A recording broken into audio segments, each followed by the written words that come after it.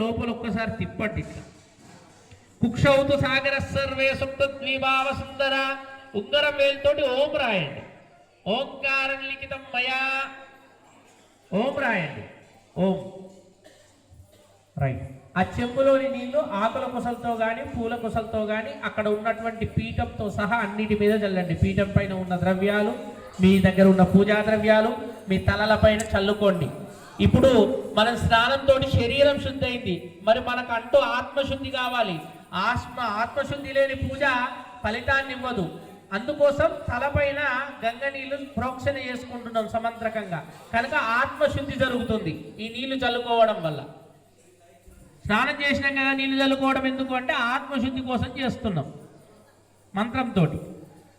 శుద్ధిం కృత్వా తదనంతరే అపవిత్రాపవిత్రో వా సర్వావస్థాంగదో విస్మరత్ పుండరీకాక్షం స్వాస్యభ్యంతర శుచీః.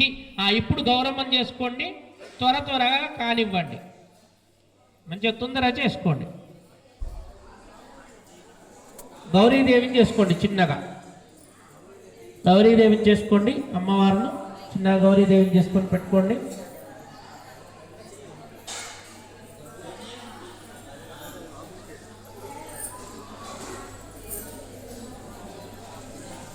గౌరీదేవిని చేసుకోండి అమ్మ. గౌరమ్మ చేసుకోండి. గణపతి పక్కన పెట్టుకోండి. గౌరీ గణపతి అమ్మవారు గణపతి స్వామి తూర్పుకు చూస్తూ ఉంటాడు కనుక మీ భర్త సైడ్ పెట్టుకోండి. మీ భర్త సైడ్ గౌరవం ఉండాలి, మీ సైడ్ గణపతి ఉండాలి. అభిముఖం మీరు పశ్చిమాభిముఖం కూర్చున్నారు, స్వామి తూర్పుకు చూస్తారు కాబట్టి మనం కూర్చుందే ఎప్పుడు కానీ స్వామి తూర్పు ముఖం అనుకోవాలి. కనుక అటు చూస్తున్నప్పుడు అమ్మవారు ఎడమ సైడ్ ఉండాలి స్వామివారు. అట్లా మీ భర్త సైడ్ పెట్టుకోండి.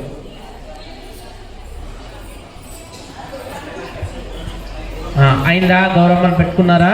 అమ్మవారికి చక్కగా కుంకుమ అలంకరణ చేయండి. కొంచెం కుంకుమ అలంకరణ చేయండి. అమ్మవారికి కుంకుమ పెట్టండి.